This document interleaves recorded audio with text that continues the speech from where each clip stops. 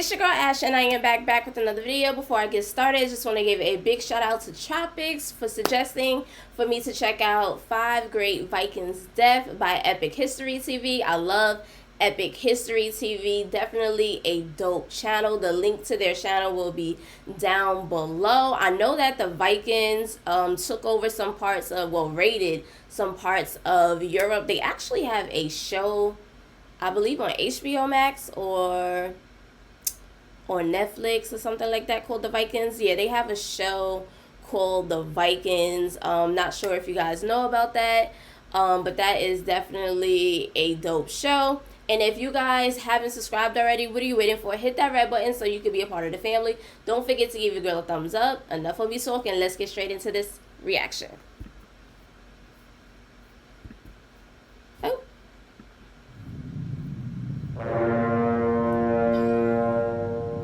The Vikings and the descent speaks for themselves.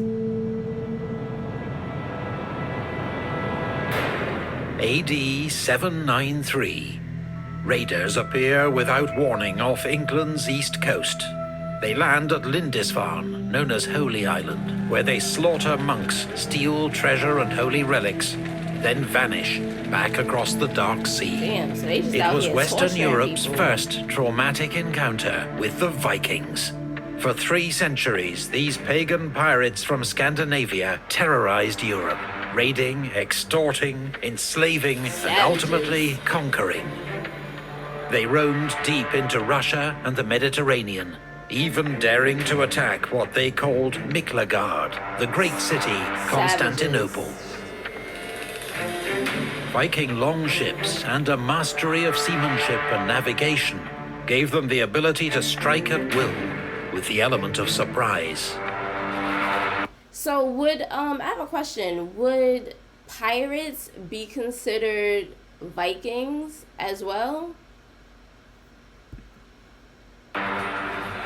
But their enemies, including Anglo-Saxons and Franks, themselves belonged to proud warrior cultures. Was there something more that gave the Vikings their lethal edge? Professor Tom Shippey is an expert in Viking history and medieval literature. He believes their success can be attributed in part to a unique mindset. A mindset revealed in the Vikings' own sagas. We have a great many sagas written in the Vikings' own language, which is Old Norse. There's the famous sagas of Icelanders, but there's also Konungasögur, that's sagas of kings. There's Fornaldasögur, sagas of old times. These are looked on with suspicion these days because they were written hundreds of years later, mostly in far-off Iceland. And people say, oh, well, you can't rely on those for history. They're fiction. Well, actually, a lot of it is fiction, and some of it's fairy tale, and you can pick that out quite easily. But a lot of it isn't fiction. I think it's based on family memories, and people who can't read and write often have good memories, and they take memories seriously, and they pass them on. Leaving the fact and fiction question aside, they do all express, I think, a very characteristic and consistent attitude, which I call the Viking mindset. And that's really quite distinctive. 2 of the distinctive things about it are the fascination with scenes of death, with famous death songs, with famous last stands, all that kind of thing. And the other is the very characteristic sense of humor, which I call, I'm afraid, it's not good sense of humor, it's bad sense of humor. Like it's the kind of humor which is really rather cruel or grim. And we see quite a lot of it. Are you guys fans of dark humor? Comment down below, let me know. I'm really not a fan really of dark humor. It has to be like extremely funny. Like some stuff just isn't funny to me, you know what I mean? So comment down below and let me know if you like that dark humor. We'll look at 5 famous death scenes from the Old Norse sagas to see what they can tell us about the Viking mindset. Oh, snap. This video is sponsored by Curiosity Stream, home to thousands of online documentaries about science, technology, the Make sure natural y'all go world, check out and history. Curiosity Stream. Their history section has hundreds of titles And covering use the everything promo from early code man, Epic prehistory, to the world wars and beyond. Our particular recommendation is The Nile, Can't skip 5,000 this Years ad. of You gotta let History, his presented by sponsor British broadcaster and play author through. Bethany Hughes. It's an immersive, engaging and beautifully filmed journey along the Nile, exploring its crucial role in Egypt's glorious I past. heard Egypt is so beautiful. Curiosity Stream features many award-winning exclusives and originals, And I heard that the and all its architecture content is can be just streamed to amazing. any device, so you can watch at any time, anywhere. For a limited time, you can sign up on your smart TV using the code EPICHISTORY to get 40% off an annual subscription. That's just $12 for a year's access to an incredible range of documentaries. You can also sign up using the link in our video description. Thanks to Curiosity Stream for sponsoring this video. The death of Ragnar Many tales are Lothbrok. told of the legendary Ragnar Lothbrok. His own saga says he was the son of a Swedish king and slew a dragon, but that when he sailed to Slew a England seeking dragon. further fame and riches, he was shipwrecked off the That coast can't of be right. Northumbria. He was taken prisoner by its Christian king, Ella, who decided to inflict a terrible death on the famous Viking. He had him thrown into a pit of venomous snakes. As he faced death, No. Ragnar called out to the king. The famous line from The Death of Ragnar is Gnithia mundu grisir ef galtar hag vissi. The piggies would grunt if they knew how the old boar died. The word Gnithia, it means grunt, but it also kind of sounds like grunt. And I think you could actually translate it, go oink oink. The piggies would go oink oink if they knew how the old boar died. What that means in the hood, from where I'm from, my peoples are gonna come and get you, basically. Like, you better watch your back, cause they gonna come for you. They gonna come looking for me. They know that I'm probably here. They gonna come get you. That's what that means in the hood. I don't know where it means everywhere else, but you know, in the hood, that terminology, that's kind of like slang. I get that, cause you know, like, I'm from the hood. I don't know where people be thinking I'm from, but yeah, I'm from the hood. Like, so that's what that means. My people's gonna come get you, so you better be careful. Watch your back, homeboy. It's a joke, and the joke is actually on King Ella, because there's this barnyard vocabulary, piggies and oink, but what it means is, my sons are going to come, See? and what they do to you won't bear thinking about. It's a threat. The funny thing is, although Nah, it's that's a a late saga, promise. this story about the piggies was known earlier, because it was actually quoted by a Latin chronicler. He'd heard about the piggies, he got the phrase right, he just didn't understand what it meant. He thought Ragnar was saying, if my sons knew about this, they'd come and rescue me. No. But he didn't. He wasn't hoping for rescue, he knew he hadn't got any hope. He was saying, my sons, when they hear about this, then they'll avenge me. And of course Facts. they did. Oh, really? Ragnar's death in a snake pit is almost certainly invented, but his sons, the piggies, were very real. In 865, the Ragnarsons landed in England with a great army, rampaging across East Anglia and Northumbria and killing King Ella. Damn. Is there any link between these historical events and the saga tale of Ragnar's death? Let's see. England was invaded by men who were very early on identified as the Ragnarsons. And my suggestion would be that the whole story of Ragnar's death in the snake pit was made up later on in order to motivate the invasion of England. Why did the Ragnarsons invade England? They did it to take vengeance for their father. And so you make up a story about the death of the father and the way that the vengeance was motivated. Oh my God. So you make up a whole lie to give yourself motivation to do something. That means that you really didn't have it in your heart to do it from the jump. That's how I look at it. That's how we would interpret things like where I'm from. You know, like you originally didn't have the heart to do what you did, but you put this thing in your head to motivate you. I don't know. I don't really respect that. That's whack. Cause it's like if you had the heart to do it, if it was in your heart and you was really sincerely about that life, then you wouldn't have needed to make up a story to revenge your father's death. The death of your father or whatever happened to your father, that should have been enough for you to do what you needed to do. Period.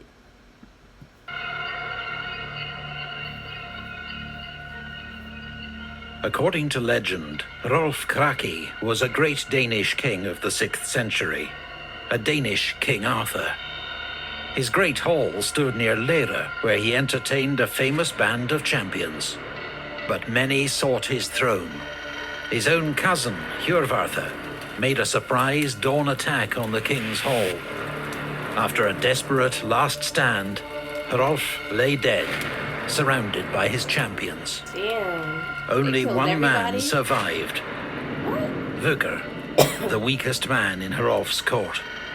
He'd been the butt of all jokes, even when he'd sworn to avenge Hrolf's death. Now he was hauled before the new king, Hjörvarthr. Rolf is dead, and all his champions are dead as well. That's the right thing to do, except Vögr, who is dragged out of a pile of bodies. Never and trust for some the reason, weakest link. Hjörvarthr thinks it would be a good idea to get a pledge of allegiance from Rolf's last surviving champion. So they get Vögr, and he is hauled up, asked to swear allegiance to Hjörvarthr, and Hjörvarthr gives him his sword to swear allegiance on. Bad idea. Vögr picks it up, runs Hjörvarthr through. That's the end of Hjörvarthr and the Skildung dynasty. And of course, Vögr is immediately killed. But he has fulfilled his vow. So it's another example, really, of the Viking love of, shall we say, wit, of being able to turn the tables in a funny kind of way. Once again, Ragnar's joke was on King Ella, and Vögr's joke is on King Hjörvarthr. Very funny, in a sort of way. No, that wasn't funny. Legend. No, that's not. See, I don't get that sense of humor because that's really not funny. Like, once again, in the hood, you never trust the weakest link. You never trust that person. Like the person that gets bullied, you know, things that happen to like that one individual, you never trust that person because you never know what that person is really capable of. That person might snap. You know what I'm saying? So that's really not a funny sense of humor. That's just actual facts. So I don't think that's funny at all. That's just real talk. Legends about King Hrolf come from a tumultuous period of Europe's history, traditionally known as the Dark Ages. But recent discoveries suggest the tales of King Hrolf have a basis in fact. King Hrolf is the Danish King Arthur. They lived at about the same time in the early 6th century. For a long time, the story of King Hrolf was regarded rather like the story of King Arthur, you know, it couldn't be true.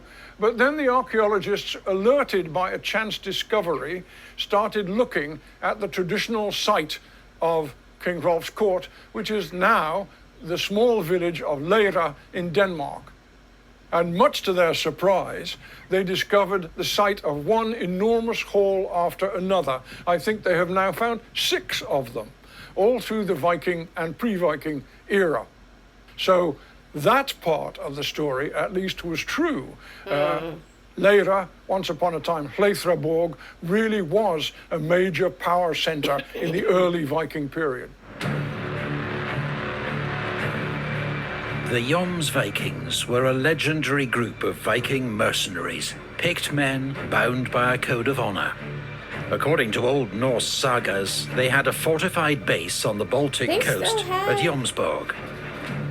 In 986, they were recruited by the King of Denmark to subjugate Jarl Håkon of Lauder. They still have But at Vikings in Norway. Hjörungavágr, they suffered a crushing defeat at the hands of Jarl Håkon and his son Jarl Eirik.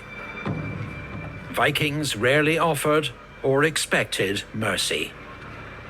After the battle, the Jomsviking prisoners were lined up for execution. The beheading started, and the Jomsvikings, who had a code of their own which forbade them to express fear at any point. One of them, for instance, said he would not kneel down to be beheaded. He insisted on standing up and being beheaded from the front, so that people could see that he did not flinch from the blow. One guy does kneel down to be beheaded, and he says, I'm a bit worried about my hair. I don't want to get blood on it. Could somebody very kindly take my hair and pull it over my head, and then the beheading can go on? But as the axe falls, he jerks his head back, and the falling axe cuts off the hands of the man who's been holding his hair. Well, that's bad sense of humor for you. What a joke. Everybody laughs like nobody's business. That sense of humor is funny. In particular, actually, Jarl Eirik, who thinks he's never seen anything so funny in all his life. It was such a good joke. He says, well, we'll let you off. And the Jomsviking very properly says, can't accept that unless you let all the others off too. So the other Jomsvikings are then all spared. Well, you know, obviously complete fiction. No, can't believe Yeah, I a was word of about to say. Yeah, about 15 miles away in that direction from where we're standing, just recently they were digging for a new road and they came upon a pile of skeletons, about 50 odd, and a separate pile of skulls. Wow. All the skeletons had been beheaded, and analysis showed they were all male, they were mostly young, and they were all Scandinavians. Oh, so it is true. It might be true. Well, it is true. Okay, so there was a mass beheading, just as described in the saga, and furthermore, several of the men had been beheaded from the front, just as in the saga. Oh, wow. So, once again, what appeared to be complete fiction turns out to have some corroboration in hard fact. Wow. Olaf Haraldsson, King of Norway, the man who'd one day become its patron saint, had been a feared Viking before he became a Christian king.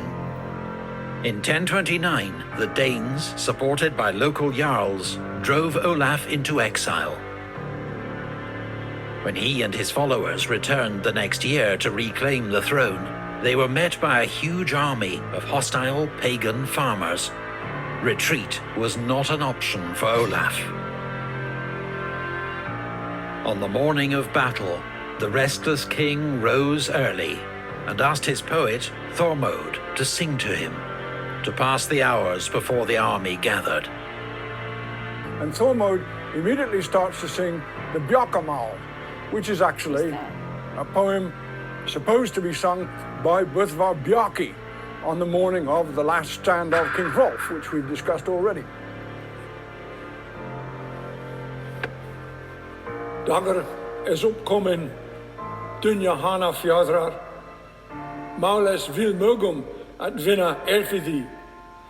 Vaki eok vaki, vinna höfuð, allir inni utstu, adils of sinar. Haar in hathgrepi, Rolfur skjötandi, Aitum góðir menn, there is ekki fligja. Vekka útrat vini, neat vífs runum, vek útr höðum, Hildar at Leiki.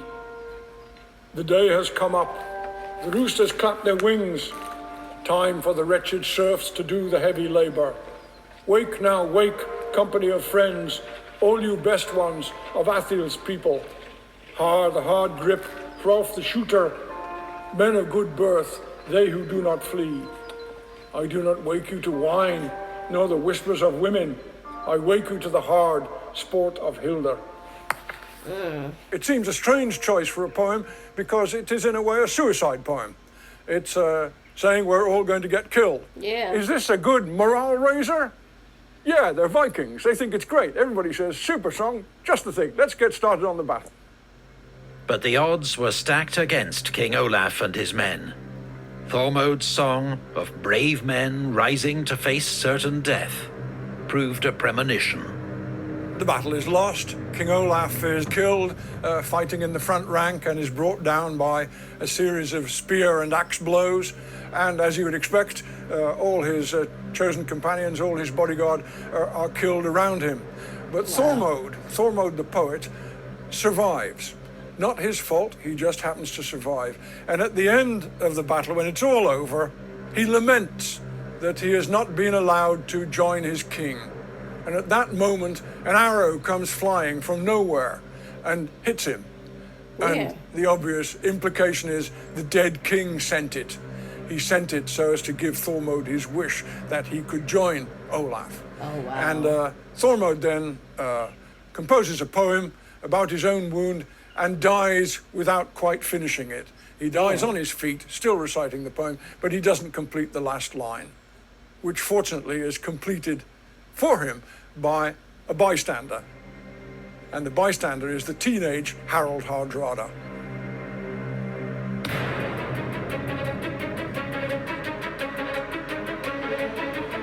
Harald Hardrada grew to become King of Norway and one of the greatest Vikings of all.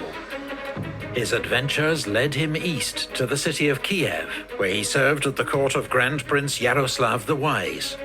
Then to Constantinople, where he commanded the Varangian Guard of the Byzantine Emperor.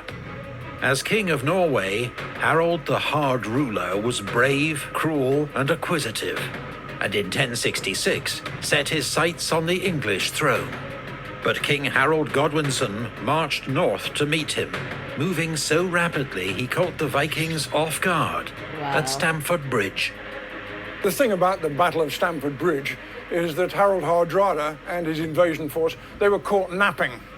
Harold Godwinson marched very quickly up to York and kept on marching through York, and the first thing the Norwegians knew about it was seeing the glint of weapons approaching.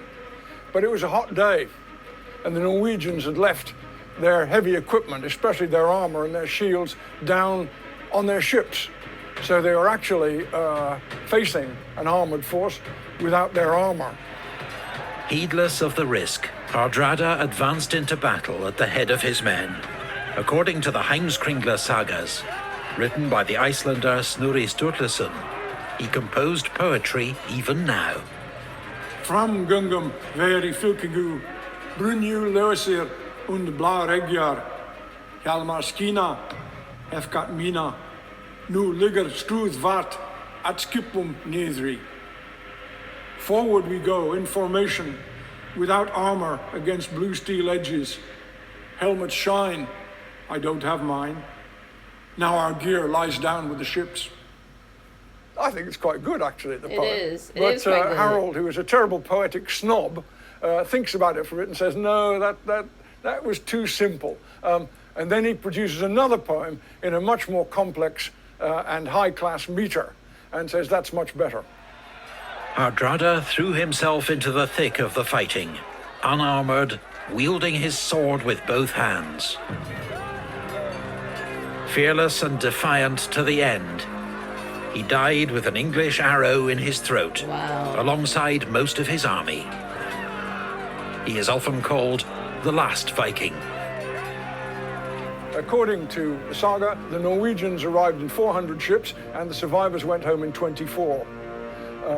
The Anglo-Saxons let them go. Well, they had heart. Well, that, you might say, put an end to ideas that England could be conquered by Norwegians or Danes or Vikings. The Viking era then was over. Harald Hardrada, you can only say, well, he died like a Viking, making jokes, making poems, lashing out with both hands until he was killed. But can these poems really be attributed to Harald Hardrada? I don't see there's any way that the poems could be genuine. After all, who was there to note it down or remember it? Yeah. Practically none of the Norwegians survived. I expect Snorri Sturluson made them up himself. to help his story out. But they're good poems. They express a kind of, not regretful attitude, but it's sort of rueful. Yeah, well, we're not going to win this one. They caught us this time. Oh, well, that's the way it goes. The poems, we will just have to fight it out. And that's... the poems kind of give you like a visual, in a sense. If you're telling the story or reading about it, it kind of gives you like a visual of what you think could have happened at the time. I think that's kind of like dope. Strikes me as, again, a characteristic Viking attitude. The Battle of Stamford Bridge had unintended consequences, paving the way for another invader to become King of England.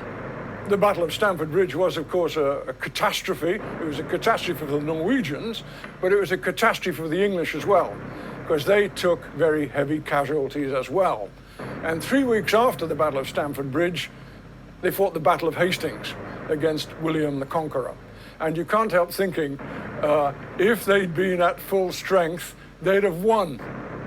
On the 14th of October 1066, the English army suffered a crushing defeat at Hastings, and Harold Godwinson was killed. England's new king, William the Conqueror, was himself descended from a Viking adventurer. The Viking Age was at an end. For nearly 3 centuries, Europe had been terrorized by Scandinavian warriors whose attitude to death gave them a dangerous edge. Wow. What finally strikes me about the Viking mindset is not so much the defiance in the face of death, that's what you expect heroes to do. It's actually the matter-of-fact attitude, and also the liking for some kind of a joke. You can actually use vulgar words, like Ragnar in the snake pit. You can play dirty tricks, like Vugger with his Pledge of Allegiance. Or you can play practical jokes, like the Viking getting the guy's hands cut off. Or you can nitpick about poetry, like Thormod and Harald Hardrada. All these say, death is coming, it's certain, but actually I'm going to see what I can do to make this memorable. What it makes me think is that when it comes to Vikings, you can kill them, and speaking as an Englishman, we did, over there. But frighten them, that's not going to work. Yeah. They're always going to come back at you. You're not safe until the very last one of them is dead. That was definitely a great... Thank you to Curiosity Stream for sponsoring this video, and to our Patreon supporters for making Epic History TV possible. I definitely enjoyed this video. The Vikings kind of like remind me of like, you know, people that just like grew up in the hood. Like, just kind of reminds me of that. Just not to that extent, but if you from the hood, then you know what I'm talking about. It just reminds me so much of the hood, basically. I hope you guys enjoyed this video. Comment down below, let me know what you guys think, and drop some other suggestions, and I'll see you guys in the next video. Bye, fam.